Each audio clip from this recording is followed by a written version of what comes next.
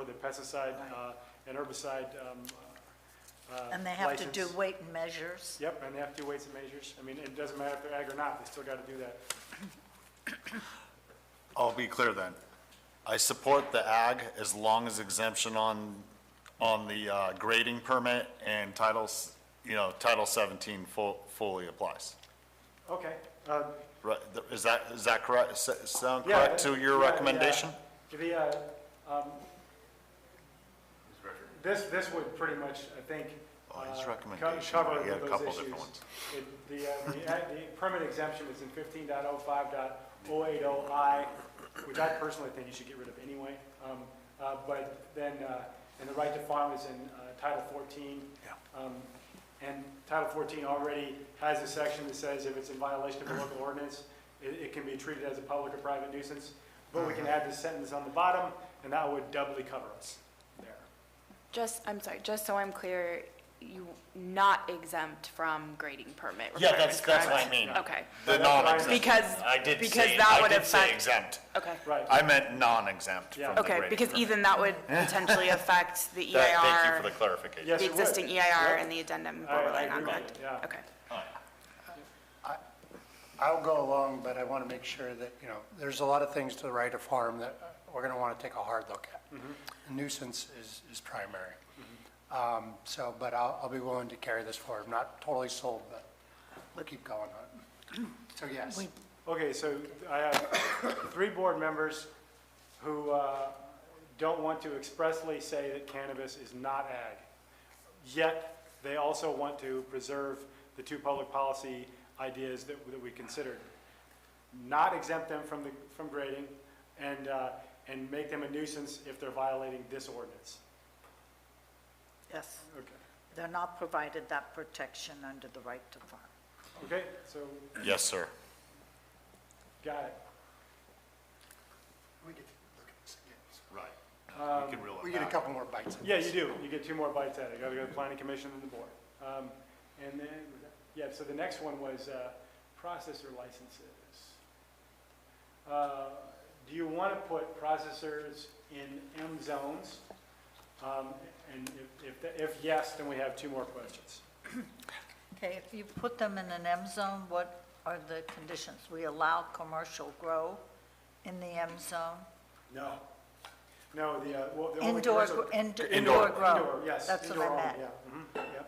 Indoor is allowed in the M zone, and the whole point is really just to make buildings that are already suitable for factory-type occupancies available to be used as processing facilities.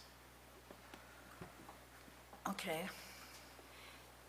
Do any of you have any thoughts on this? Chair, how many M zones are there in the county? 2, 3, 4. M1, M2, M3, M4. No, I No, mean, no, how no. many How total? many? How many properties? Yeah. I don't have an answer for that. Are you getting late here? Well, the second thing is then, of those M zones, when they're identified, how many, because I remember back during the UO and the ban, there was some discussion about proximity to sensitive zones. So what of those M zones might have a problem with their proximity to a school, to a child care facility, et cetera, so they'd have to be eliminated? And in other words, what I'm saying is, are we shrinking down future M zone uses in areas that we may really need them seriously for commercial use? And I'm thinking of Copperopolis, that has very little M zone. And what do I do when I take those key components out of that mix? Well, I would say that I'm not talking to you about it, I'm really talking to the board about it, but I guess I look at it as you have vacant buildings, and I'm going to use the analogy I have in Murphy's. We can't have any more wine tasting places. We already have too many. But I'm the owner of a building, and the only person who wants to rent it is a wine tasting. I'm going to rent it to them. And unless the county says there will only be 20 wine tasting rooms in Murphy's, which I don't see that happening. And I see that as sort of market driven. If you own the industrial site and your building's vacant, and the only person who wants to rent it at this time is a processor, then you're gonna rent it to the processor. To me, that's sort of the free market. Oh, Tom Tryon, be so proud of me that I said that. Well done, Rita. Tom will- I would tend to agree with Ms. Callaway. Right now, the question better is, how many of those are empty right now? And for the very fact that they aren't being adequately used. And let's say in 3 months after this economic churn that we're living through right now, how many more of those are going to be empty? It's time we started filling up with more business that's viable and presenting a viable motion forward. With that, I support it going into all M zones. Mr. Goodwin? I don't, if somebody's got a properly built building and a properly zoned location with a legal business, I don't care if they're packing corn nuts or pot. I have no problem with this at all. And maybe, I'm not sure exactly where Dennis was going, but we don't have enough M zones, and we'll have to take that on when we start looking at land use the next round of general plan update, because we need manufacturing, we need jobs. Thank you for letting me sow the seed for future discussion. We need jobs, period. We're gonna need them a lot more pretty soon. Mr. Tuffanelli? Yeah, well, speaking of one of the districts that has a lot of M zoning in it, probably more than any of the other districts, there's a lot of M zones that are right downtown in Valley Springs. This is going to create a problem unless we do some conditional use permit type things on this, if you're going to go down this road, eliminating some of the areas. Right here in Toyon, there's open buildings there, but it's across the street from the school, but it's zoned M1, M2. Not a proper place, in my opinion, to put something like this there. I understand what you're saying about open buildings, and we have a lot of them, we do. But if we're gonna go down this road, again, we need to put some conditions on it, and possibly a conditional use permit, so it at least goes through the planning commission, it comes back up to the board, and it circulates to all neighbors for their opinions before it's moved forward. Because you're asking specifically to open this up to all those zones, and I don't think, all those parcels, and I don't think all those parcels are suitable, regardless if they can meet what the existing conditions are for the indoor grows, simply because of their locations. So if you can have a indoor grow in that area, but you can't have a processing? It wouldn't work because you wouldn't have the setback or separation requirements for either indoor or processing in that type of location. There could be some parcels out there that will meet that criteria. Sure, yeah. So, and I brought this up when we were talking about indoor grows also, about conditional use permits and the locations of them, not just opening it up to all of these parcels that are zoned in M. You could be creating problems. So those are my comments. I would guess that we've got there's gonna have to be some, you have to pull all your permits to start a new business. Yep. Somewhere in there. And I assume there's gotta be odor control or other items for processing plant. I'm not sure all the parts that go into Well, you process. could put your own odor control requirements in there. When we moved into the setback requirements and sensitive use requirements, it says indoor commercial cultivation sites, and then we would add, if this were to occur, processing facilities that have setbacks and/or separation less than that which is required under 17.95090, which is, I think, 150 feet for co-located and 75 feet from the boundary for setbacks, and then separations is, under the current ordinance, 600 feet from the parcel line or 1,000 feet from the premises, whichever is greater.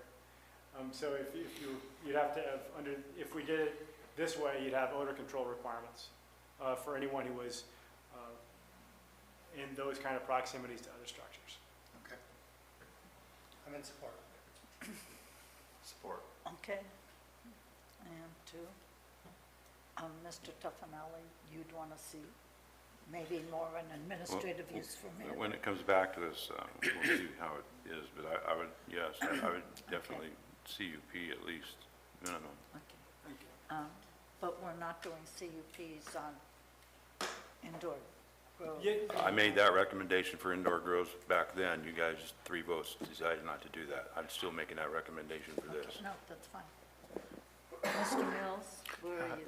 I would say no unless there was some conditional use permit Okay, well, restrictions. That would probably happen when it comes back for review. At the moment, we're saying to proceed with that.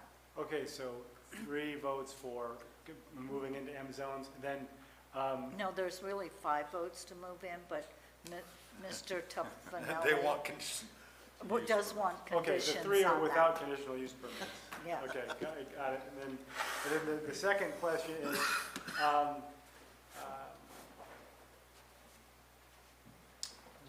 are only people who meet the requirements of 090, or 050 D1, which is had a license under the UO and had a temporary state license, eligible to apply for a processor license.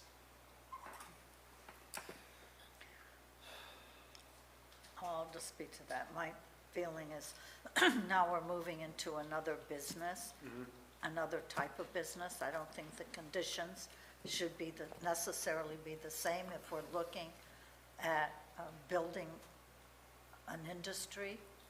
Otherwise, we're going to be saying the only people who can apply are people who are growers. So I don't think there's not going to be conditions on them to be a processor, but not that they were the same conditions that we had to be a commercial grower.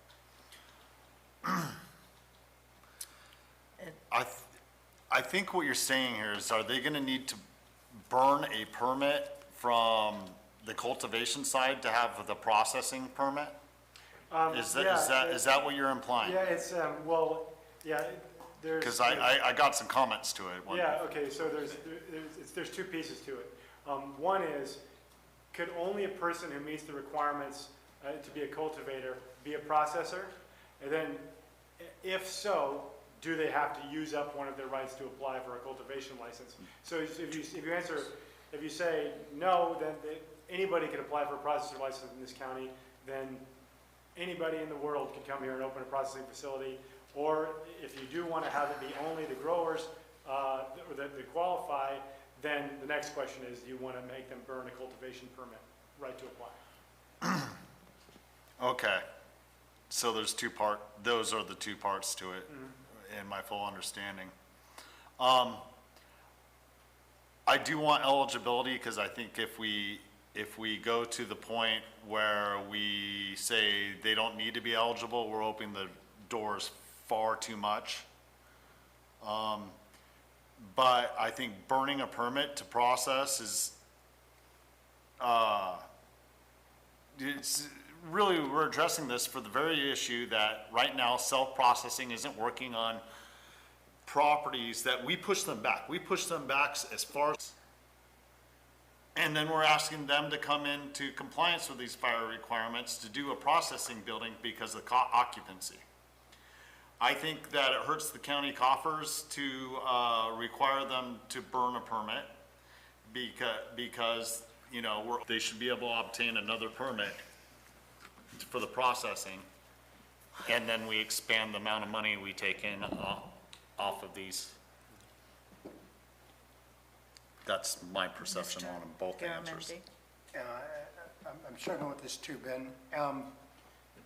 So you'd have to burn a license if you built something off your property. So if Ben had a farm and he wanted to process, and he went through everything, he wouldn't need a new permit to do the processing on his property, correct? He'd need to have occupancy and all those very expensive things. Yeah. But if he wanted to go to San Andreas and open up a processing facility, he would need to use a permit, a separate permit, because it's a different location? No, Is that what we're talking no, about? actually, it's not locational. A processor can cultivate, can process the cannabis from anyone's farm. Okay. And so if you process your own cannabis, you don't need a separate processor license, is my understanding of state law. But if you're going to process other people's cannabis, then you need a processor license. Okay, so, and under that scenario, if you're processing other people's cannabis, you would need to use a permit? As it's currently written, yes. And you don't, and as it's currently written, not only would you have to use up a permit, but you'd have to do it in A1 or AP or U zones to do it. But we just agreed Okay, to allow right, it in sure. M, so we've already got that. What if there was a compromise to this?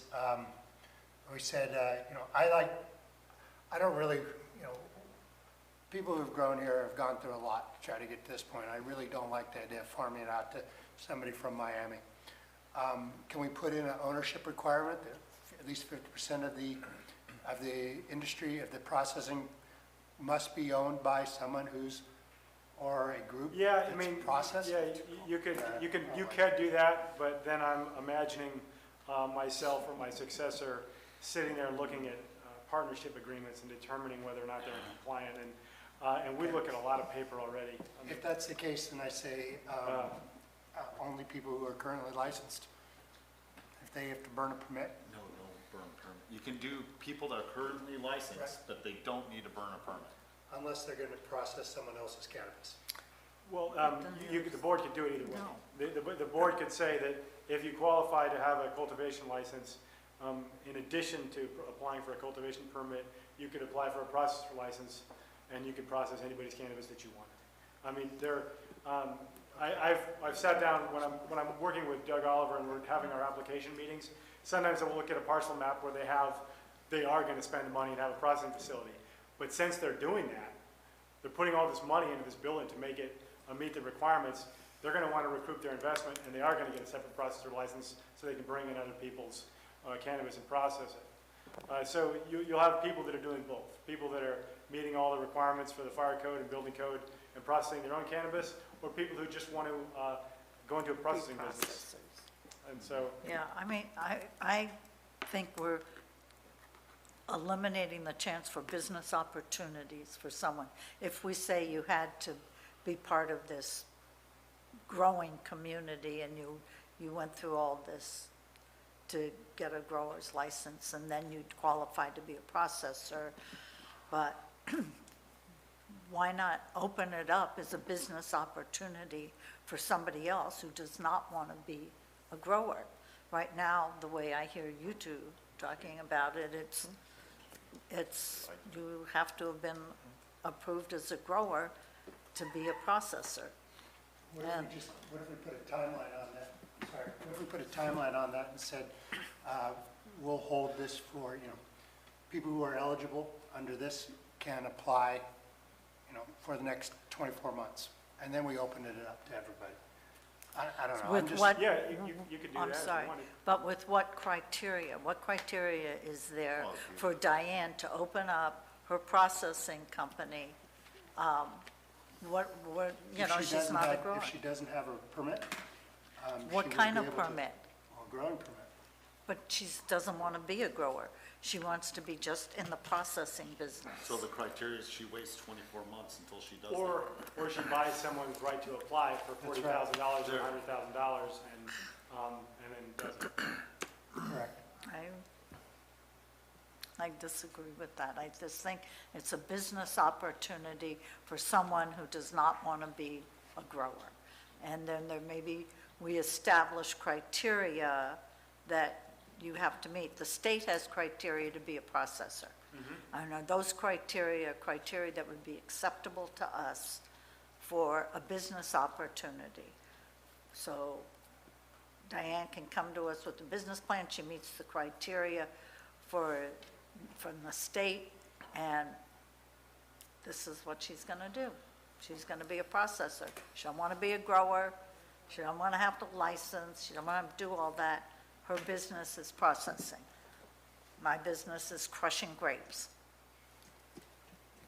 I just think that already said it, I think, so I know you said it 3 times. You know. Okay. Mr. Mills?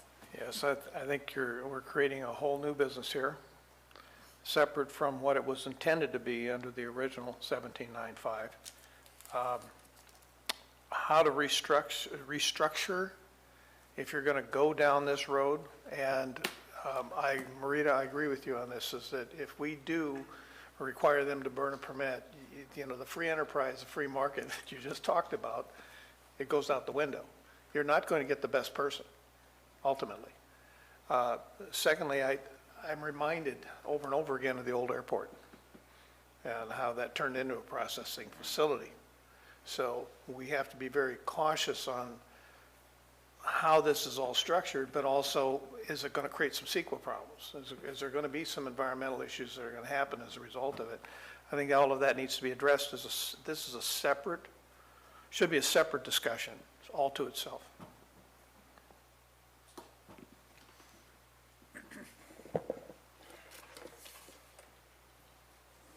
Go, you go. Your card. Nathan, you made the comment when they're issued a processor's license that they can process then for other people's. That's correct. So if we go down this road, there's nothing preventing them from other counties and other areas all over the state to bring it in and process it. That's true. So that's something to consider when you go into this, if you're going down that road, because you could have a lot of the stuff on our roads coming in to be processed. So that's my comment on it. I have, you know, something to say. Those two supervisors have points. To Mr. Toffenelli's point, that's why I want to stick with people that were eligible underneath the current plan. That way their interest lies within the county to start. You know, it would never circumvent the outside coming in at any one point, but that would be the state's duty to track that. With that said, that could possibly bring in more taxes for the county when that processing facility is paid by an outside county to process the product. When it comes to Mr. Mills' point on CEQA, it's not a CEQA issue. Processing is allowed on M1, M2, M3, M4. This is written into the general plan. It's, you know, processing is a type of use that is done on industrial property. Now, when the airport was recently busted, 2016, in 2016 when the bust happened at the airport, it did start doing processing. But the certain controls under state law would be there if they were a certified processor, and a lot of the issues with illegal hires and everything else being there would not have happened because they would have been disqualified and lost their business on regular inspection. Well, they were as well. Right. Well, absolutely. But they, you know, now we have state standards in place as opposed to 2016 when no state standards were in place. So I'm personally in favor of eligible cultivators being able to apply for them, but I don't want them to have to burn a license to do it. That's where I stand. So I'm a grower, and I become a processor with all the conditions. But now I want to sell the processing part of my business. Can I not do that? You could Yes. do that. Yep, you could, there's a transfer provision in chapter 17.95, and there's a fee for that, which we have not adopted, which we need to bring back. But yes, so really you could circumvent the eligibility criteria by, I'm Joe Schmo from San Francisco. I go to see you, Marita, because you're a local grower. I say, hey, why don't we open a processing facility, and then you transfer it to me. And then you've already circumvented the local eligibility requirement. Okay. But So just, did I. but, I mean, I'll, Bend, I'll go with, not Bend, B-E-N-D, to Supervisor Garamendi's for 24 months. And then it would be open up for anyone. And they need a project labor agreement.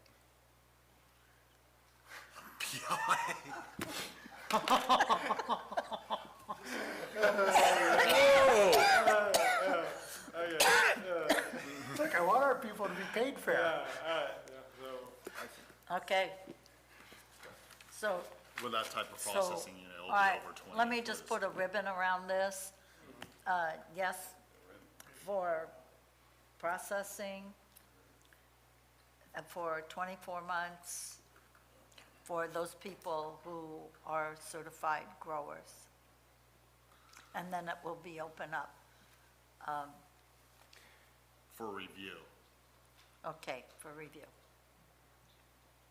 So the board shall revisit the issue in 24 months? The board shall revisit the issue in 24 months. Yeah, that's true. But my poor successor will be though. Okay, so yes on M zones and eligibility criteria under 050 D1 or D15 applies for at least 24 months, at which point the board will revisit the issues. Is that what? Correct, Is that what 3 board members want to do? correct. It's a compromise. Okay, so that's 2. I'll do it. Ben? Well, as long as I get a review it in 24 months, I'll be fine with that. Yes, for you, Ms. Tamish, always. We're not- As long as we get to review it in 24 months, absolutely, I could roll with that. Okay, and 24 months from the time of adoption? Yes,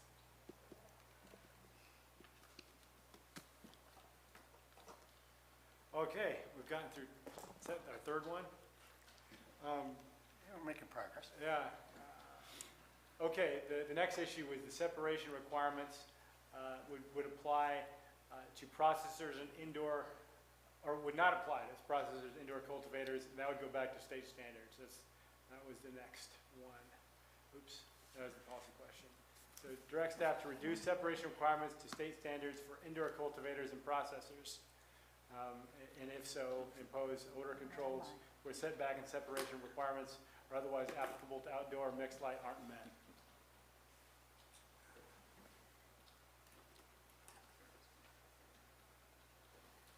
So this would be, a processor would have to be 600 feet from your school in Toyon.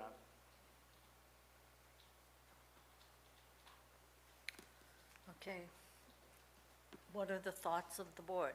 Get my Google map out.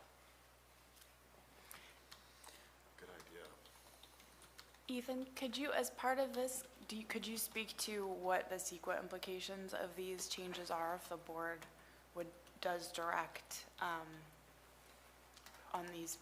I do not have a map that would show them, and this would just be M zones that would be, instead of 1,000 feet from actually, I could log into the GIS link. I guess I'm just wondering how it dovetails with our current Right. environmental document and what changes it Yes, would. sure. Yeah, the current environmental document contemplates 1,000 feet from the premises to a sensitive use as designated from the premises, or 600 feet from the parcel boundary of the parcel upon which the premises is located to the location. So if you have, let's say you have a 100-acre parcel and you have a grow site or an indoor cultivation site in one corner, and you have a school 100 feet from the upper end of that 100-acre parcel, then you're requiring thousands of feet between the location and the sensitive use. So you're moving the locus of the radius from which sensitive use must be met to the actual location of the premises, and applying the state standard, which is 600 feet. To this discussion, because you were there, he was there, I was there, when DA Yook came in, and remember, she put the maps down and drew the lines, the distances to sensitive use areas, and she had three I know of that were specific. One was up in District 3, one was in District 1. But she had three I know in mind when she drew those maps. Yeah, if the board would like, I could actually pull up the sensitive use map. From GIS, that would Yeah. be phenomenal, Ethan. I think that would You want to be find that? prudent. Very enlightening. Want to take a 5-minute break? Yes, please. Yes. Need to get water.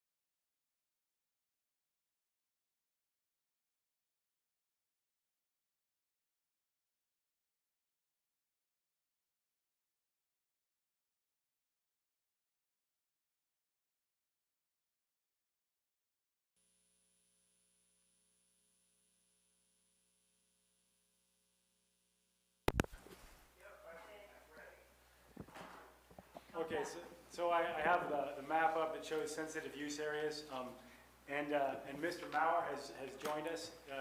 He heard us treading into the area of his expertise in zoning. And he came here to make sure that no sheep are getting loose. And I also wanted to point out that the proposals we're making are broad policy concepts, and the texts we've been looking at are not necessarily texts that would end up being in the ordinance, but are for demonstration purposes. And that implementing the policy concepts that the board directs us to today would certainly involve Mr. Mauer, his attorney, and involve additional EIR. Mr. Mauer needs an attorney? Well, he has one. Julie's his attorney. Okay, so we wanted to look at sensitive uses. And sensitive uses in this map are shown. The 600 foot is the purple and the 1,000 feet is the red. So right now we're looking at the Copperopolis School. It looks like that's the opposite. I'm sorry, the 1,000 feet, the outer edge of the red is 1,000 feet. Okay. Yeah, and the outer edge of the purple is 600 feet Oh, from I the see. location of the school.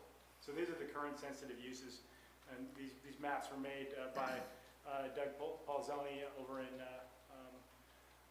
you can see there's a lot of sensitive uses in Angels Camp. Unfortunately, this map doesn't color code zones, and you have to zoom in to look at the zones.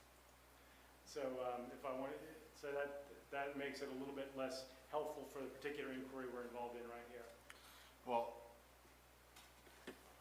I don't think we should be looking at Angels Camp because we're not talking about Angels Camp right now. No. We're talking about, I would say go to the Toyon area for an example, as Mr. Toffanelli is one of Mr. Toffanelli's concerns. To right. You're right there, zoom in, Just zoom in right right where your arrow is. Why is that school not showing? By the to the right on, yeah, 12 and Why is 26. sensitive use not there? There it There is. it is. Yeah, you have to zoom in to a certain level to get to it. And so which one did Toyan? That one over there on the right, Yeah. the far right. Or left, No, right there, that's Toyon right there. right there. Oh, yeah, that is it. Yep, so those are the sensitive use areas, and I actually would zoom in to see what the zoning was of those areas.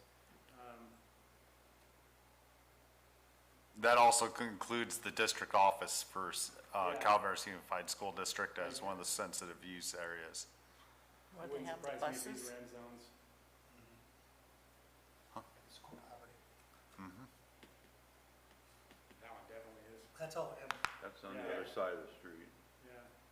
So these are all, and I'll zoom back up so we can look at the sensitive use with reference to those end zone structures. So this one looks like it partially is covered by the sensitive use, and it wouldn't be with this change made. The change made that's proposed would reduce the setback to the 600, or actually it would start at the premises area, say we're here, and be 600 feet out to the sensitive use areas, and that's what the state regulations require.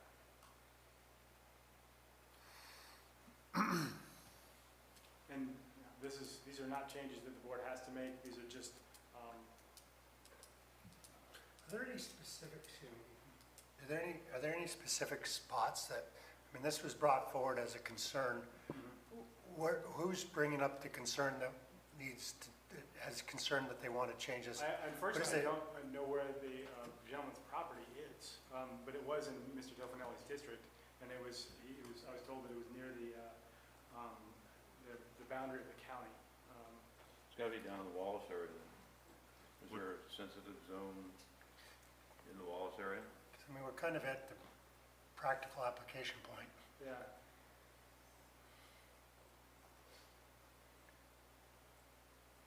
Right down there, see the groves down there? Yeah. Any Is sensitive that- I don't- uses? Is there any sensitive I use don't there? see any sensitive uses. No. Well, one that would come to mind. That's, you're in San You're in Joaquin County now. Yeah, you're right. Yes, There's it- the county line. Yeah, these are the only sensitive uses. You go down and try 26. Yeah, but- Gary, you go down to Hospital, don't you? Well, yes and no. Down here in Rancho Calaveras. unless there's an M zone in there. How about up by Comanche and Pardee? That's my district. Yeah, there you go. There's Pardee, and there's Comanche. There's no sensitive uses along there. I wonder if there is parks along there. They aren't mapped, I'm not sure. If it's all right, may I make a possible recommendation to start? I think the 1,000-foot rule definitely helps in areas like downtown Valley Springs and other areas around the schools that are basically, for the most part, more dense. I mean, the only one it's not so dense is around Toyon, but the schools are within the area. Maybe a recommendation of maintaining the 1,000-foot clearance, but looking at the possible scenic highway being removed from the sensitive use. You know, we can look at this, I don't think there's really any grows by in the scenic highway. But how many M properties are up by the scenic highway? There's just one, and it's not even in the scenic byway. Okay. That was a mitigation measure also in the EIR, Yeah, so I think we probably need to maintain that. I'm not so sure I see a reason to That's the only. contemplate this. I don't see a reason to contemplate it either then. I think right now I'm comfortable with the 1,000-foot rule. okay, then we can move on from that one. Is that where you are? Yeah, I mean, I don't see any reason to change, no one's told me why it's broke, so I don't see any reason to fix it. The idea, yeah, we don't have to. So the only idea was that if there were M zones near sensitive uses, they could benefit from the state requirements rather than the 1,000-foot requirement, or 600-foot from the parcel line requirement. Oops, that's not the correct one.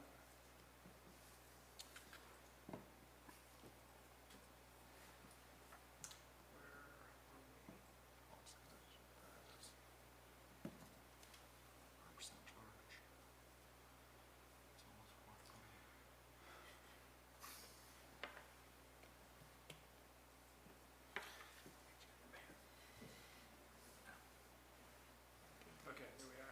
And we're going on to well testing. Okay, on to well testing, and this one is,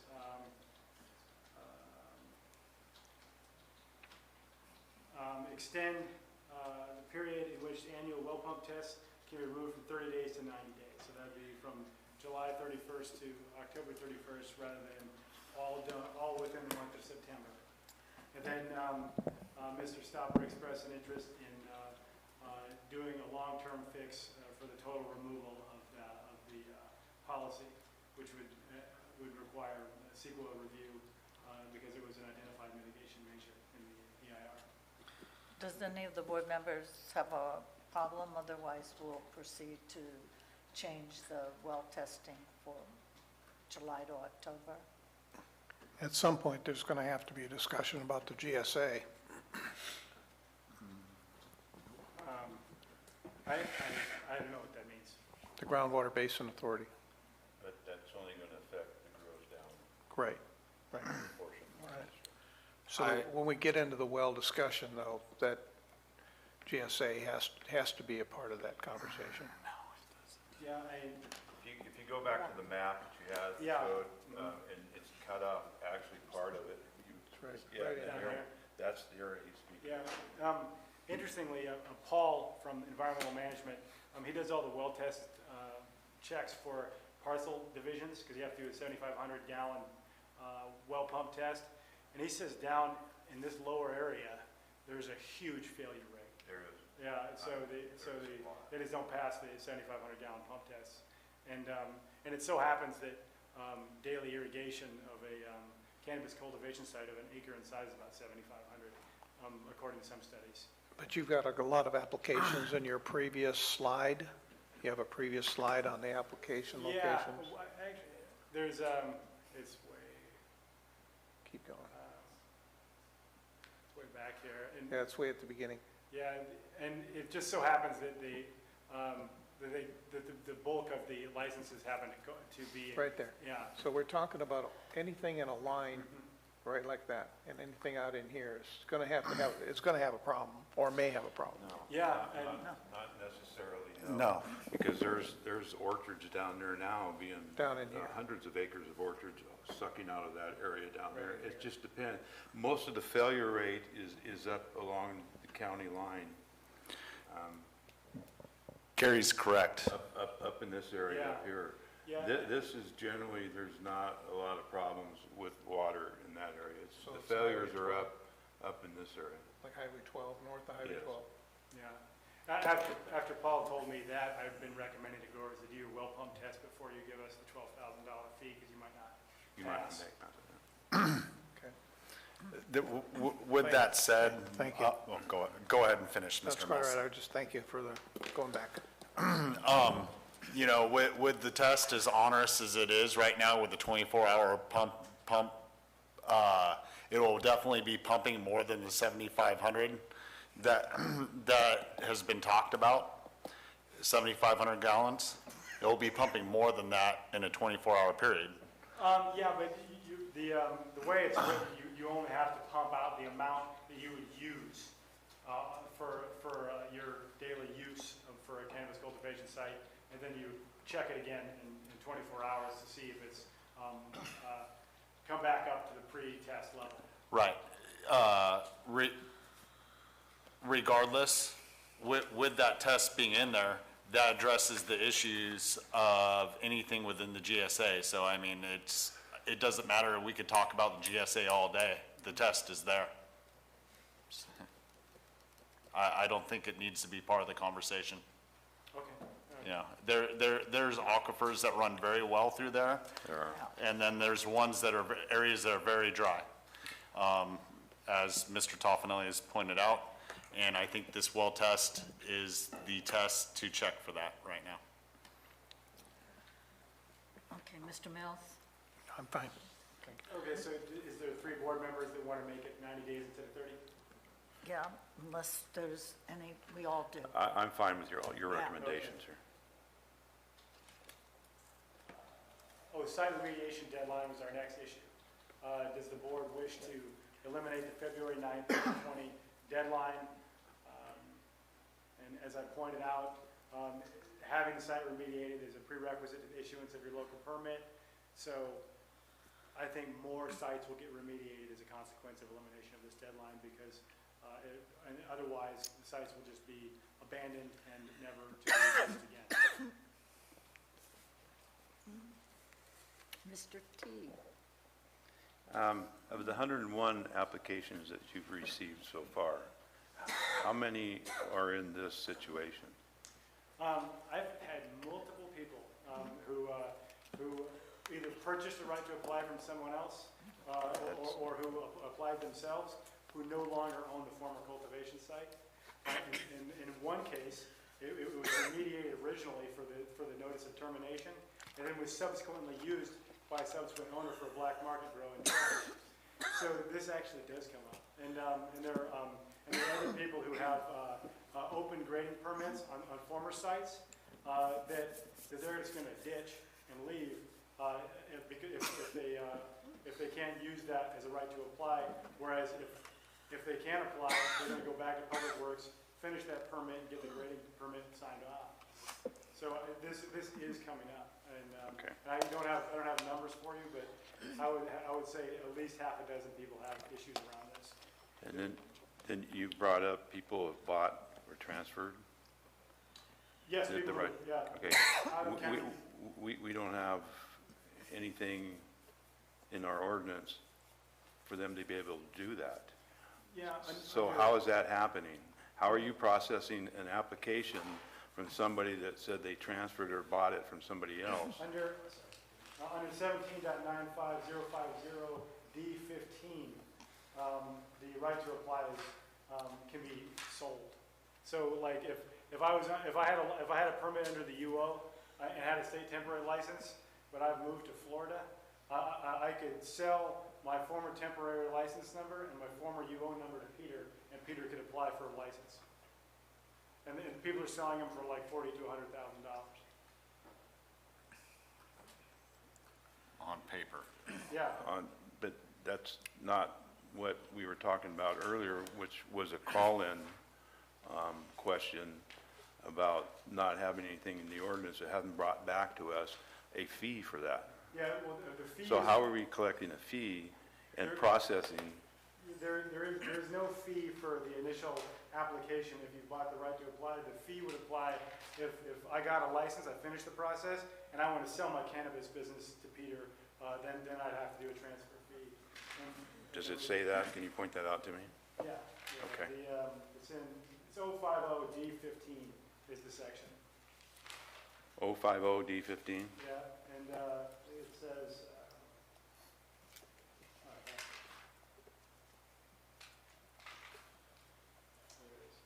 okay, a person or entity may transfer some or all of their rights to apply, as described in this section, to a successor in interest who qualifies and whose premises qualifies with all the provisions of this chapter except for 17.950D1. And D1 is a person who was in the UO and had a temporary license to apply. So if I'm a person who's never had a black market cultivation eradicated, which would disqualify me under D7, and met all the other requirements of subdivision D, except for number 1, then I can qualify to apply for a license using Peter's UO number and temporary license number. Really, Peter, you have a license? Yes, sir. He just bought it on the corner of the street.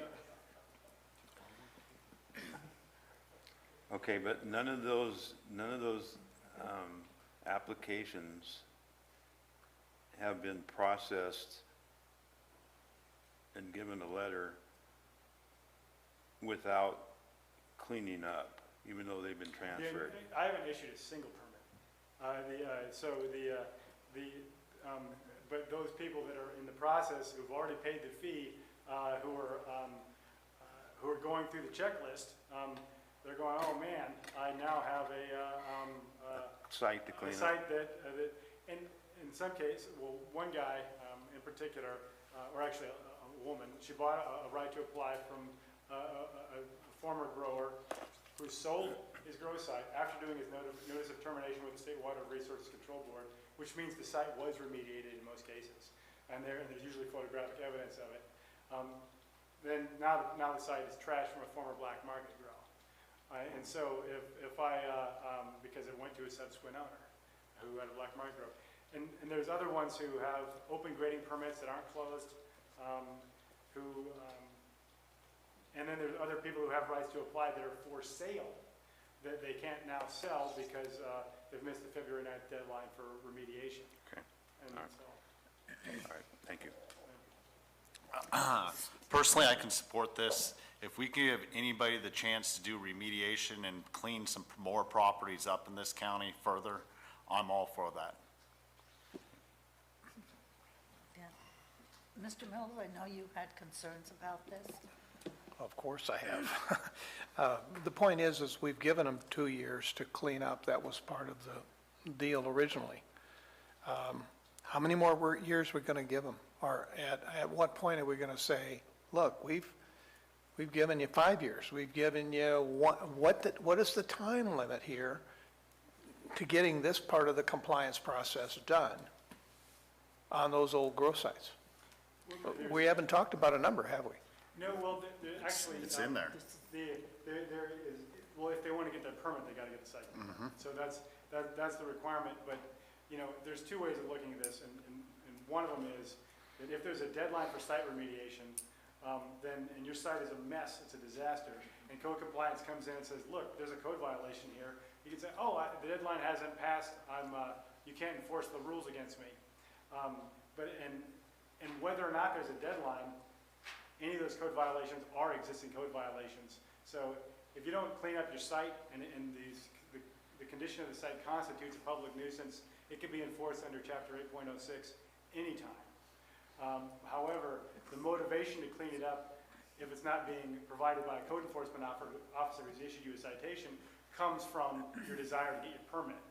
So the idea is that we leave the motivation in place to clean up these sites. And it's true that people didn't follow the rules, and certainly I understand the school of thought where scofflaws shouldn't benefit from having blown the deadline. But the other perspective would be, we just want to get the sites cleaned up. We don't care who does it. And I want to know that in the course of cleaning it up, that we've not given somebody an opportunity to, in essence, where we're making ourselves feel good by trying to do this, but the other person is not wanting to do it anyway. It's just a matter of postponing the inevitable, which is they're going to walk away. So I want to be sure that, before I make that decision, say it's okay, that I have some assurance that they are truly going to clean it up. It is part of their permit process, and that there's no way around it. It's going to have to be done, no matter what happened. Yeah, we actually have a phone line right now that anybody who's in the permit process calls, and Thomas Watts from Code Compliance is assigned to this detail. He goes out and checks the sites, and he's been doing these inspections for since January, and he's inspected a lot of sites, and they've been cleaned up. Some of them he's had to go back multiple times after giving them correction notices, but they've gotten cleaned up, and he'll continue to do that work. I just don't want to run down the road of the urgency ordinance, and you remember how many times we were back and forth Yeah. and back and forth. That's true. I mean, and at a certain point, since the permits depend on it, they're highly motivated to get cleaned up. That's the incentive. Yeah. Peter, you want to say I something? shared some of the same concerns that you're expressing, Supervisor Mills, about, the elimination of the date, and after discussing it with Ethan for quite a bit, I think it's an acceptable change. I feel comfortable that we still have the ability to utilize our code enforcement staff to clean up those sites that aren't participating in the new program.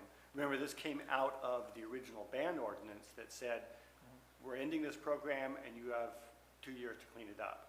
Then when we adopted the new ordinance, last year now, we maintained that date, but without really completely understanding the time frame that we'll need to process all these permits. But the bottom line is they still have to do it, whether there's a date there or not, they still have to do it. And I believe we do have the ability to enforce it against those who don't. Any of you two have any comments to make on this? I'd like everybody hears, I'd rather not have to do this, but I think in the bigger picture, it's the right thing to do. Yeah. And if the goal is to get the sites cleaned up, then and they don't get their permits without doing it. The others are just straight black market or sloppy property owners, and code enforcement can take care of that. So if there's no objection, should we move ahead with removing the deadline for remediation? Ma'am, it's singularly distasteful, but I will concur. It's a wrap, okay? That's 5-0. Peter sold me. Yeah, it was all Peter's fault. Ethan brought in his ringer. Ethan, you needed him earlier. You earned your salary today, Peter. Okay, the next one is the fun one, 9.22. As we previously went over, the sections highlighted here are in red are the sections that are in addition to the disqualifying offenses under state law. So the background check done by us isn't entirely duplicative because it has more offenses, but an owner is subject to background check requirements when they get a state license. So the recommendation was to remove the owner background check for those reasons, so we can issue permits, because they're an impediment to issuing permits. And the policy questions were as such here. Number one, I don't think we're going to have any support for. That's entirely rescind Chapter 9.22 and delete all references to it in that Chapter 17.95. And so then the second one is direct staff to remove CBCB requirements for owners And the third possibility, which we don't need to get to if we answer the second one in the affirmative, is to suspend the CBCB requirement until live scan services are again available. So, question 2, is the board interested in removing the CBCB requirements for owners? I think that, I'll follow with the discussion we had with Mr. DeBasilio. Part of the CBCB needs to be there, and the fact that they need one of the identifications, but I'm willing to scale it back to where I believe for the owners, the state background check is good enough for me on that. But if they're gonna be on the property, they need an identification so we know who's out there with, along with the rest. That's where I stand. Mr. Mills? I would concur that the owners that are going to be on site have to be identifiable. I'll go with the recommendation of our chief safety officer for the county. I have a couple of questions. Uh-oh. You're being contrary The now. 20% level, that's state requirement too, is that correct? Yeah, that's one thing that So- is identical in both the state Yeah. and the local definition. So if I'm at 19%, I don't get a background check. That's correct, yeah. Yeah, so, and if he's another 19%, he doesn't get a background check. Unless you work on the And site. so not all owners that could be showing up have a background check on them. Under our requirements, though, in order to get a CBCB, you need background check no matter what percentage, if you're gonna be on the site. So, we can have them, we can say, sure, let's issue them if they're gonna be on site, and we'll go with the state, but it doesn't necessarily mean, again, that they've had a background check. So I have an issue with that. So I understand what Rick was saying, I understand what everybody's saying, that if you're gonna be on the site regardless, you need a background. I mean, you need a CBC badge, and check in with the county, but at least we were doing background checks on them regardless in order to get that badge. So that's where I'm at on it. I think it should stay the way it is. If you have, if you specify that if you're going to be, if you're 20% or more owner, then we just let the state do it, and we don't. But if you're under that, then, and you're going to be on the site, you have to go through the process through Calaveras. Yeah, I didn't put it up here, but the definition of worker is pretty broad. And I would think that anyone who's going to be on the site engaged in commercial cannabis related functions would be a worker, even if they had a 19.9%. Even as supervisory duties. But if they say that they are an owner, that's Then they versus, then they would get the CDFA background check. so we would just say all owners? Will the state do that? The state is doing the background checks regardless of what we do for anyone who's an owner. And so if someone was a Oh, so for anyone who is an owner, yeah, they have to, or a board member or what have, yeah, they have to have it. yeah, that's the state Okay. definition of an owner right there. Any person with an aggregate ownership over 20%, unless it's part of a security for a loan, a chief executive officer, a member of the board, or directors of a nonprofit, or an individual that was participating in the direction, control, or management of any person applying for a license. So anyone who meets that criteria has to get a background check from the state. Okay, so going back to what Mr. T said, then if you have less than that, you don't have to have a background check through the state. That's true, that's true. So, and what he's wanting is that if you have less than the 20% and you're going to be on site, then you would need to get a background check through the county. Sure, Peter was just pointing out that we could easily craft language that would require anyone who's going to be on site to have a background check. And we could do, and so, but what I think Mr. Stopper was saying is that we don't need to do a local background check if they're getting a CDFA background check.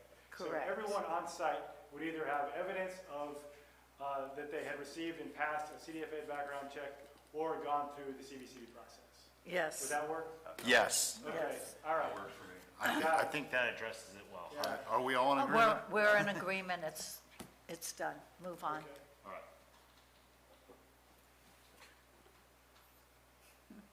Oh, now we're on to chapter 3.56, Measure C. Yes.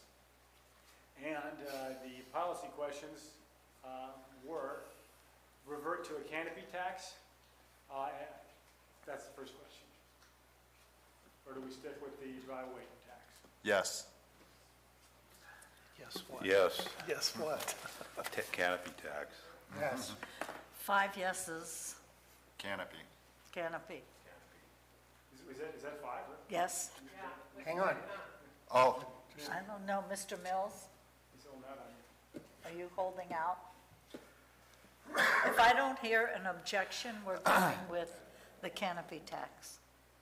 I can justify it if you need me to, Dennis. No, Okay, and then the next question is what would you like the tax rate to be? And I would qualify with this question with, what would you like the maximum tax rate authorized by the voters to be? Because the current chapter 3.56, and unless I was directed otherwise, the future version would contain a provision that the board could reduce the amount of tax rate from that which is authorized by the voters, but then even under the California Constitution, you wouldn't be able to go above that without going back to the voters. So the tax rate in other counties is scaling. Lake County, Humboldt are both 1, 2, 3, $1 per square foot for canopy, $2 per square foot for mixed light, and 3 for indoor. The board could pass a much higher number and then later reduce it by resolution. But if you do 1, 2, 3 now, then you're gonna have to live with it until you want to go back to the voters. Go ahead. Can I just a quick question about how you count the canopy? So, you've got 1,000 square feet indoors and you got 1,000 square feet outdoor. Okay, maybe you could turn it once outside, so you're paying tax on that 1,000 square feet at once. But inside, you're gonna turn it 3 or 4 times. But we still tax it still just the one time, right? It's not by product if we do this? Yeah, It's, yep. The way Measure C worked under the UO was that you get taxed once, but you pay it in 2 installments. So if you have 5,000 square feet of canopy, you pay, if you're an inside grower, indoor grower, you'd have a $25,000 tax bill, and you pay it in 2 installments. okay. Sir, my recommendation is 2, 3, 4 in that order. 2, 3, 4? I'm not there yet, because I know how hard it is to go out for a vote. It gets very confusing, gets very emotionally charged on this issue. And considering if we do it, my perception is it's going to be out there for 10 or 20 years. So I'd rather see something higher, and then we lower it. I mean, I know other jurisdictions other jurisdictions have cut back in the tax Yeah. on what they're doing, Yeah. so I understand that. Monterey, for example, passed a tax for $16 per square foot Yeah. for outdoor cultivation. And they don't really charge that, but that's what their tax ordinance says.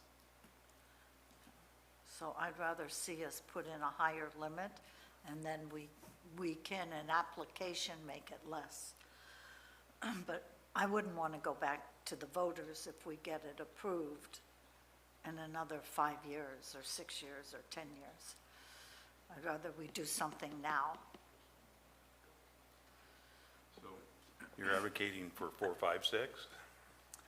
No, I really am not sure what the numbers should be. I guess I'd look to you to what's happening elsewhere. Well, I think, I'm not terribly confident in this, but I'm pretty sure that Lake and Humboldt actually say 1, 2, 3. So they would have to go back to to increase that if they wanted to in 2040 or whatever, when that is peanuts. So you could do 369, and then you, in the fall, you could reduce it to whatever amount you wanted. So, sorry. No, go ahead. So just so I understand, so we have the ability to, we cannot increase the tax rate, but we can decrease the tax rate. That's correct. And we could do that by a majority vote of this board? You could do it however it says in the ordinance. In the current Measure C says by resolution you can reduce it. And your advice to us is, you know, for example, Monterey coming up with $16 a square foot, but that's on paper. In actual, they're taxing at a far lower rate. Yeah, and I don't know what their current rate is, but yes, it's. So this maintains some flexibility for future inflation That's growth. right, yeah, so. But we're not going to crush anybody by dropping $9 a square foot on them Well, you upfront would if you didn't reduce it. if we didn't change it. Yeah. And the process for changing it, how does that work? If you would just make a board item, do a resolution to change it. And how many days does that take to go into effect? You happen to know that? I mean, it's not something you sure carry on the top of your head. No, I don't know. I'd imagine an The ordinance, resolutions are like instantaneous. 30 days into effect type thing. Right, normally a resolution rate is in effect immediately, but if it's actually lowering taxes, I don't know whether there's some sort of waiting period for that. We'd have to look at that. So how would that work practically, pragmatically on the ground? So if we changed this, we had an election, we came up with a new number, and let's say it passed. You know, that's August, so we're looking at September. I mean, how would the money flows come? If you adopt an ordinance to send it to the voters by May, I think that's what Ms. Turner told me, but then you can have it on the all-mail ballot in August, and you do it before July, you could have it on the November ballot. And then Measure C, by its own terms, took effect after Election Day. You could, this is actually something I've been pondering, you could have it take effect January 1st. That way, this first year would be a dry weight year tax, as the current Measure C is enacted, and next year would be the canopy tax. But then we run the risk, as you pointed out, we've got a loophole you could put a bus through. Yeah. And so if we wanted to capture that revenue, which is my concern, I'm just making sure that we can capture it before it leaves the county. Well, you could have it take effect by its terms the day after the election. Okay. That's problematic, I think, with having both in the same year. Absolutely. I don't think that, I never heard of anything taken, I'm sorry, just to clarify, I don't have it off the top of my head, but I don't believe it's true that it could take effect like the day after election, like immediately. I think there's a period of time. I think the Measure C said, I think it said upon adoption of the voters. I do, again, I have not looked at this recently, but if my memory serves, You'd have to certify it. Yeah. well, right, it has to get certified, of course, any election results, and then there may be something specific to taxes with respect to a period of time which must elapse before it goes into effect. and Measure C never took effect until the year following when they actually started collecting taxes, so, you know, even effective immediately, it never Well, we're gonna need this revenue. Okay, just a second, Gary. Mr. I just want to caution the board. And I understand what Ethan's saying, but if you sell the public on a tax up here, and then you bring a resolution and you bring it down here, you're going to have some fallout. Yep. So just be cautious of what we're going forward here. I would concur.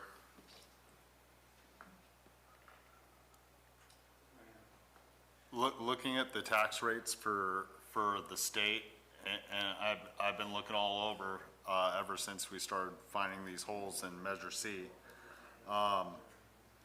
You know, and so the state taxes, the way the market is, I think a 2, 3, 4 is a fair tax. It's not undertaxing. Look, for almost $88,000 on a acre grow. almost 88,000, because it's 43,000 some odd square feet for an acre. So, I say that's, we know what we will have coming in each year, so we'll have a proper forecast. If someone does not grow product and doesn't produce, that's on them running their own business. They still pay their taxes according to square footage. And we're picking up on dispensaries, we're picking up on possibly other uses that we haven't taxed properly, and we're also taking care of the possible moving of the product outside the county when it comes to wet weight. So it's actually holding the business owners accountable for their taxes. What if we did something like we did, like Ben was suggesting 2, 3, 4, but we had an adjustment to it to CPI? And so that there's an escalator in there over time. So if we do end up in 2040, we've increased the taxes at a slight rate to keep up with inflation, and we don't end up in the situation as Mr. T, I'm not going to be able to carry that, Marita. As Gary put, I tried, but I just couldn't do it. As Gary put forward, you know, that way we don't fast up, we don't do any sleight of hand. I actually have to research that, whether or not that's allowable. I could probably get that pretty quickly. And additionally, you're going to have time to think about this before you actually pass it to give it to the voters. So so if the board so directs, we could do 2, 3, 4, and then 2 would be increased according to the consumer price index. And I could research whether or not that's possible. So even if it, let's say it is possible. Yeah. And so in the measure, it says it's going to go to the CPI or whatever, and it goes up, but then the market's moving in an entirely different direction, we can't change that. Unless you left in the provision, there's a provision, Then it We gets, can increase it.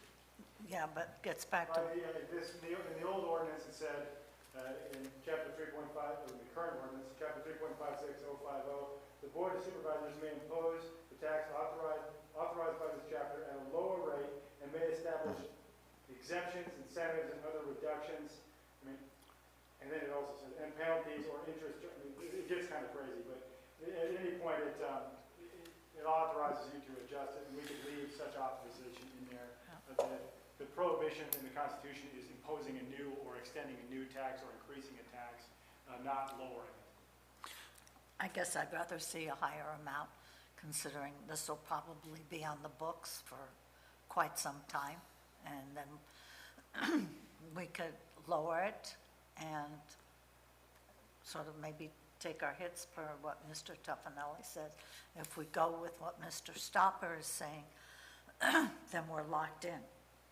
And if it changes over time, we can't do it unless we go back. And I don't think we want to go back. So what is your proposal? You Well, make I that don't know. statement a I'd couple have to- times now. He wants to do 2, 3, 4. Well, I'm not what used, do I'm you not, want? well, I don't know yet, Gary. I'm not sure what would be reasonable to increase it to, because we only have this one opportunity to do it. And I don't know if it should be 2, 3, 4, 3, 6, 9. How about 250, 350, and 450? I mean, come up with something so we can I discuss it. will, but I can't do it now. Well, Go ahead. I don't have that. thank you. I'm thinking about outdoor grows is what, a one-time turn per year on an outdoor grow on average? On an average, it's usually one. One. So if you go to mixed light, you're going to be how many turns? Maybe, Depends on the maybe. grower, but you could do as many as 3 or 4. 3 or 4. That's why I pushed the number for And them when you up to 4. when you go to indoor, No.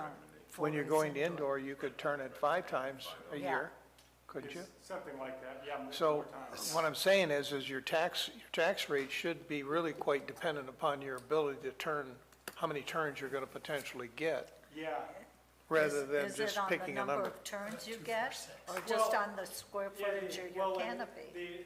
Based on CDFA's estimate, the annual production of a mixed light cultivator was 5 times that of an outdoor cultivator, and it'd be, Ben, you can do the math on that faster for how many, for the indoor. But, so that's why it's better to have a higher tax for mixed light than outdoor, because you produce 5 times as much cannabis, because you can do the turn it 3 times. So even if you went 157, based upon what you're looking at there, you're probably fairly close to what the turn or the capacity would be for that canopy based upon potential yield. So, Yeah. Mr. Turner, you have, our tax year is 1 year, but you have 3 grows, let's say, in a mixed light. Is that tax on each time for the canopy cover? Or is it, no, you have 22,000 square feet and you're doing it once a year? Barbara requested that we stick with the timeline that's in Measure C for payments, and that was in, I believe, May and November. So, And so if you had 5,000 square feet of indoor cultivation, you'd pay us twice a year, and if it was $5 per square foot, you'd pay us $14,000 or $12,500 each time. Yes, but I think the question is, it's not the timing of the payments, is if he has 3 grows during that year, we're taxing each canopy as if he had 3 separate grows. Oh, No, he's only doing it once. Canopy is defined as an area in which mature cannabis plants will exist at any time. So and that's a state law definition that we adopted. So if you have a canopy area, it's the canopy area, whether or not you grow 1 crop there or 3 crops there. All right, I think that was the question. Yeah. thank you. Madam Chair, Yeah, can I suggest maybe we try 246 and a CPI? See if we can move forward? I'm just throwing out numbers so you know it's going to stick here. I do like the CPI idea. I think, Two I'm force- pretty sure there's an applicable way to write that into the ordinance, but, you know. I'm not so sure it is, and I don't know that we want to get stuck with it. I mean, and I'm talking about but not only for the county and for the growers. But Sarah, did you want to, counsel, did you want to say something? No, just that we need to look at the potential validity of Yeah. that. Okay, on the table is 246. I'll go with that temporarily. Mr. Mills? I think we need to look at it a little bit more before we pick a number. We really do. Okay, so we've all agreed on the canopy. What we think the tax rate should be, I'm somewhat uncomfortable making a decision now. Mr. Mills is, Mr. Stopper wants to go 234. We have 246. Are you still on 234, or are you going to go with the 246? I'm open-minded, Mr. Toffenelli. And Very what much is so. that? And how does that translate? I will go with 246, so that we have 3. Did you want to do that? Oh, Gary just called me out on 246, so. He's Well, open-minded. You have, We you get a couple have, bites of this it's a apple, mix, right? it's a, Right, It's gonna come absolutely. back as an ordinance. And this is, It'll and come that's, back, at least that's where we're I'm, going- that's where I'm going with Okay. this is, you know, subjective, we should all do our homework. But I have some more questions on the other taxes when it comes to the 7%, Ethan, that, you know, because we can change that later. We have room to it, we can all do our research and apply the facts as they may be and see, we may come up with a higher number or a lower number, so I'm fine with that. We're all good with canopy, right? So, when it comes to processing, nurseries, distribution, other things, we should incorporate all these into the language just in case things do change and we do make this all part of an ordinance later and bring the whole supply chain into Calaveras County. Is it all gonna be 7%, and how does that apply to processing? Like, per se, let's say someone has someone else's product come into their place, they do a job for them on processing. Does the 7% apply to what they charge that person for the work they do? In Major C, there's no provision to tax processors at all. Right, and that's why I'm asking you, how do we start doing that? Because if someone can strictly do processing for people out of the county, I want those people paying to do work in Calaveras County so they can fix our roads for driving their trucks in and out. Well, they'll pay rim fees, and they'll also just be an ordinary business that's taxed. Right. If you want to impose a tax on processing, there's any number of ways you could do it. The way they did manufacturing is a gross proceeds tax of 7%. I don't know if it's a good idea to tax processors or not. It's up to the board. I don't know that they're going to be doing labor for services like any other manufacturing type occupancy. I don't know if they're any more profitable than any other manufacturing type occupancy. I really have no idea. So if the board wants to explore the possibility of taxing processors, we certainly can, and we could add a gross proceeds type tax to that licensed activity. In the Revenue and Taxation Code, you can tax any business activity that's lawful. It's in the Revenue Taxation Code 7248, I happen to know it. And so you can, if you want to tax that particular business, you can. I think rim fees is a one-time fee that starts out in the beginning. I think that, there's a certain amount of wear and tear 5 years down the road that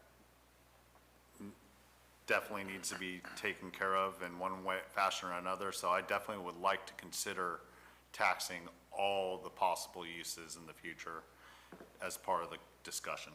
That's where I stand. Is this something that you all want to discuss now or put it off? I don't see it as part of the discussion on Measure C, with the exception of if we want to add, like they have anything in Measure C, that if we have other things would that want to be in it, it really opens that up to. Measure C, as it's currently drafted, only contemplates taxing cultivation, manufacturing, and retail. And if you wanted to do business license taxes for any other licensed activity, you certainly can. And you can do it by any means that you want. You can have it be an annual $1,000 fee and have it be a tax. It just has to go to the voters. And you can tax it. You can call it an annual business license tax if you wanted. You can do a gross proceeds tax. So, I'm sorry, go ahead. I'm sorry, Madam Chair. I think that we're taking a bite of the apple. I keep saying that, but we're taxing the growers while they're doing this.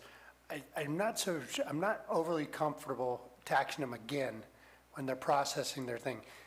It depends on how that business all comes together, which I have to learn more about. I agree with Ben. I don't want to miss revenue opportunities for our county, but I also want to make sure we have a thriving industry. And that's always a delicate balance in government between taxation and suffocating them and then letting them just run wild. And I'd be interested to learn more about how we're going to, how we tax a processor. Just not sure yet. And that's where my question lies. Even if it's someone that cultivates and processes within the county, is there a way we can say out-of-county processing should be taxed as such, or, and how that looks, if it's possible? I'm just throwing that out there. Yeah, there could be issues there, constitutional issues. Okay. As well as logistical problems for regulation.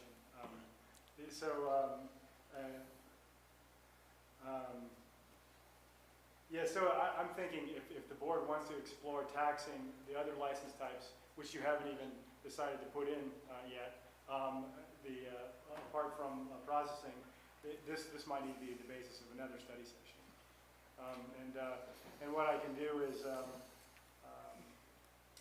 provide the amendments that I currently have underway and have worked with the tax collector to my successor, and they could take the baton and have another study session. But it sounds like we've gotten at least some of the big structural issue is going back to a canopy tax taken care of. Yeah, Okay. and I do concur with that,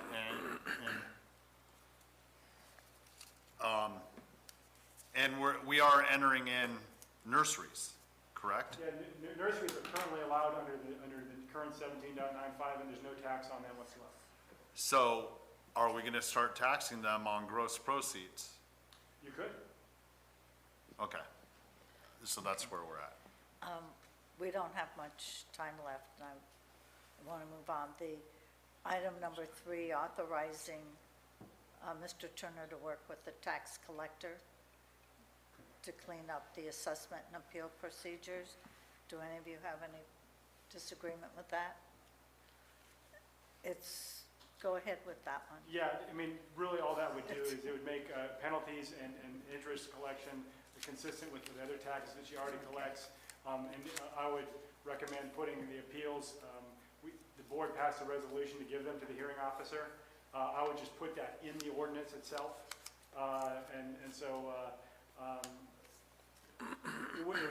That's what I would do. Okay. Yes.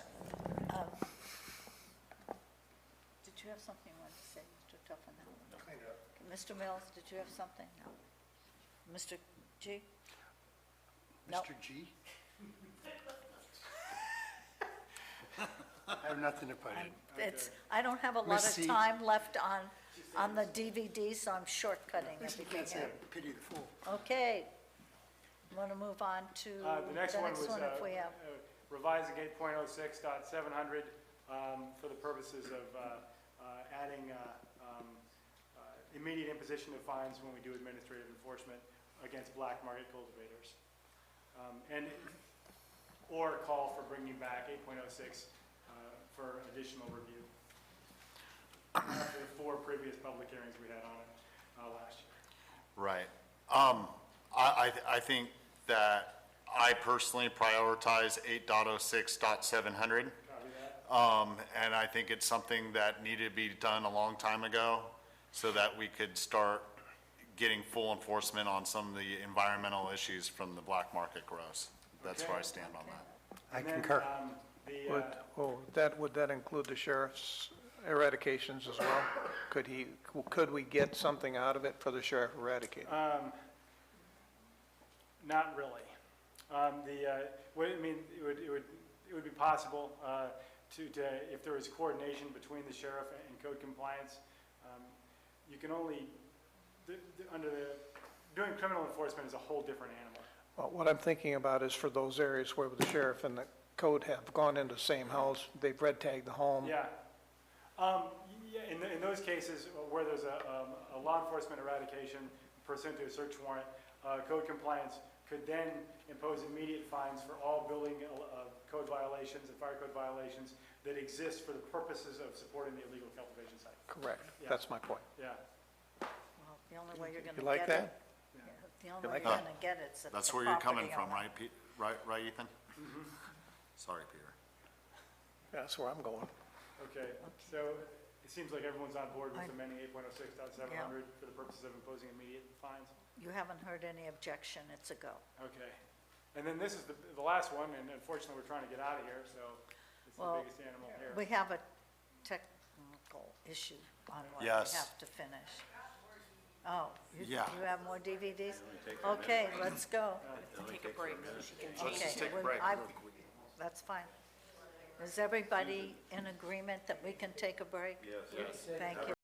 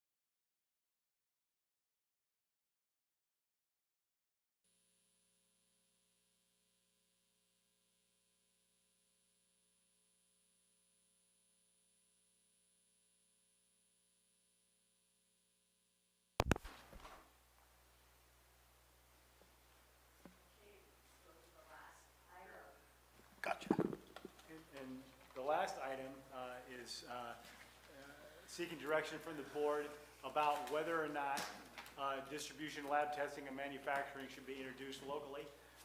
And this is, we're well into Peter territory on this, because this will be a good zoning question. And one of the ways that we could do that is enacting a separate standalone ordinance, but there's many ways to skin a cat.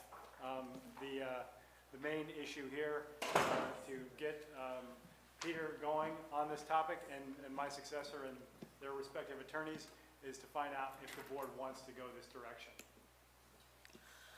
Okay.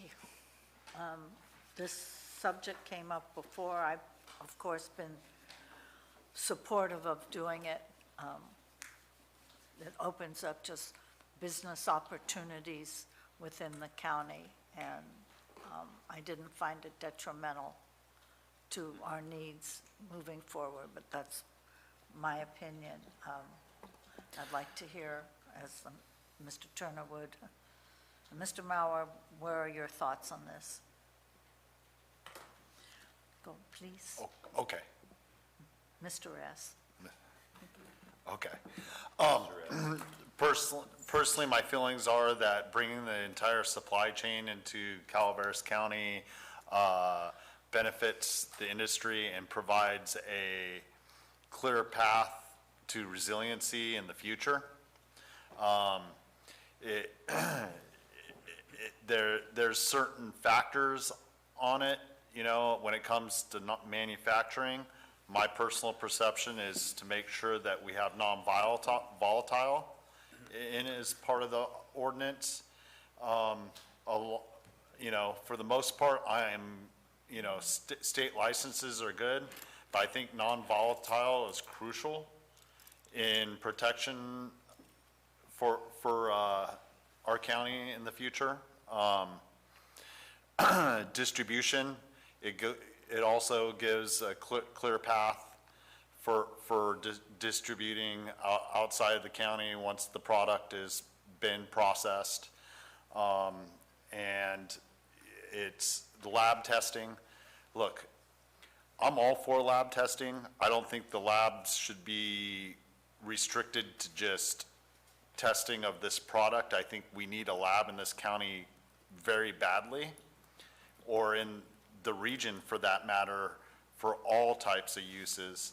And a lab is, you know, badly needed. So I think this would be another incentive for someone to bring a lab into the county for other types of testing along with this. I personally support this. I support your recommendation on the standalone. Keep it simple, keep it to state standards. We'll keep it in zoning that where those type of uses apply, so that it's, you know, it circumvents a lot of the CEQA process. You know, when it comes to manufacturing, you know, M zones per se, or you know, what type of manufacturing. I mean, there's an exponential types of manufacturing, but you know, and keeping those in zones and structural areas where those type of uses apply from other types of industry. That's where I stand on it. Any of the other, Mr. German? We need to, in 6 to 12 months, we're going to need jobs. And we're going to need to get this economy popping, and this, if it's legal, and it's, I don't care if you're making Pop-Tarts or Pop Brownies, you're in an appropriately zoned spot doing illegal activity. You're going to need to get all your regular permits from the state and county that you would if you're making Pop-Tarts or anything else. So, yeah, let's do it. Mr. Tuffanelli, Mr. Mills, your thoughts? My answer is no. Mr. Tuffanelli? No. Okay, well, I think I heard that 3 of us are open to this. And the question then is, do you want to see it as a standalone ordinance? And there's 3 of us that do, I'm assuming the other 2 supervisors don't. Is there anything else we need to discuss on this? It will come back. It will need an environmental review, each of these under CEQA, right, Mr. Mauer? Yes, some type of secret document will be required. Now, the original EIR, the original ordinance that EIR was based on had those uses listed. You know, there was a table within that ordinance. We could sort of use that as a starting point. There's a variety of ways we could go. You know, some of the uses could be permitted by right. Others we probably would want to have a use permit of some sort. So those are the things that we would discuss as we go through the process on this. But yes, you're correct. We would need to do some type of secret document, whether it's being able to tear off the EIR or it's a standalone document. We'll have to make that determination as we get into the details. Okay. Yeah. Peter, she'd asked you to speak before we even went through this, and you kind of got sidelined. I would like to hear, since you'll be part of the crafting of this thing, what zones that you would look at to recommend when it comes back? Well, I think Mr. Stopper indicated that, you know, trying to keep it consistent with existing uses in the zones that we have today. So, for example, you know, a testing lab of, you know, not cannabis uses probably. I'd have to go look at all the listed uses, but it's probably appropriate in the C2 zone. And even the industrial zones would be okay. Manufacturing would probably be limited to industrial zones. That's where I see most of these uses being permitted in the, you know, C1, C2, and industrial zones. I don't see them in any other zone. And I think we're going to have to look carefully at, you know, what are the effects of these types of uses, how they differ from similar uses of a different, whether it's Pop-Tarts or brownies, as Supervisor Garamendi pointed out. You know, how do they differ so that they're compatible with the surrounding uses? Thank you. Mr. Mills?